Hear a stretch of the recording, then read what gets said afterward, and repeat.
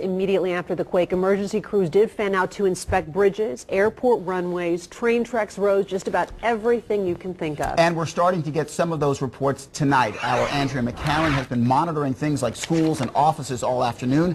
Andrea, I understand one area close to the epicenter, Culpeper, Virginia, has declared a state of emergency, correct? That's right. Culpeper has declared a state of emergency. Culpeper schools will be closed tomorrow. We have been reporting all afternoon that they would be closed. Now we understand they will be closed until further notice. An alert came out that students, parents, and visitors would not be allowed into any of the Culpeper County schools until further notice. We also have important new information about other school districts. Fauquier County schools in Virginia also closed tomorrow. Louisa County, right near the epicenter of this quake, also closed. Moving back to Culpeper, we know the Red Cross has now opened an emergency shelter at the Salem Fire Department. Virginia State Police troopers are blocking ramps into the town of Culpeper from the bypass of 29 for tractor trailers. They are concerned about structural damage, any kind of debris that is still falling from buildings in Culpeper. Also, 3 buildings have already been condemned. 1 building collapsed. We know of at least 1 person that has been taken to Culpeper Regional Hospital for treatment. Thankfully, again, to reiterate, no serious injuries, no reports of deaths. Something interesting we just learned. U.S. Senator Mark Warner happened to be in Culpeper. He was holding a town meeting at the Library of Congress facility there. When the quake struck, he simply moved with everyone else, evacuated the building, and then we are told continued the town hall meeting outside with about 60 people in attendance. Something we take for granted, prison inmates. In Culpeper County, we now know that 80 inmates were evacuated and have been relocated to other regional facilities, correctional facilities. Finally, safety precautions. Power has been cut to 80 businesses and 20 homes in the town of Culpeper. Just to recap, MARC trains, Metro, and Amtrak are all running. Several delays reported. I heard from my husband at Metro Center on the Red Line. He said 150 people, roughly, were simply waiting to get on the train. They are running, but severe delays, we understand, on Metro tonight. I also understand that traffic lights are out, as Monica mentioned. A downtown area around 13th and F Streets, traffic lights not working, simply flashing. Back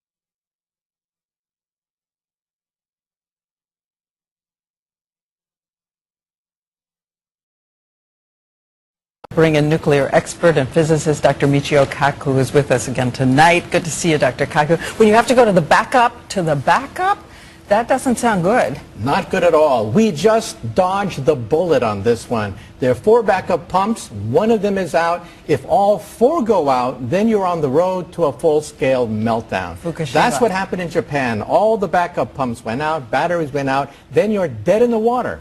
And then the core gets exposed. All right. Now let me ask you about what I know our viewers on the West Coast are probably thinking, because they go through a lot of quakes, some of them bigger than this. Are they right to say, hey guys, this is not so big? There's a difference between West Coast and East Coast earthquakes. The West Coast is very fragmented. Look at this. The fault lines are like this, so when an earthquake fault moves or shifts, the energy is localized. Therefore, the damage is concentrated. So one shifts, but not everything shifts. That's right. The energy is localized. You were saying on the East Coast. Right. We have the North American plate, and so it rocks as one unit. And so energy is scattered all the way to Canada, for example. And you so were well, I was going to say, you were telling me earlier that it's a wake-up call for the East Coast that we are not immune. That's right. We have to prepare our building codes for the once-in-the-century earthquake. We are not prepared at all. Our buildings don't sway like those in California and Japan. Our buildings would collapse if we had a major earthquake in Manhattan. And realize that Indian Point can only withstand a 6.0 earthquake, and that's a nuclear power plant north of New York City.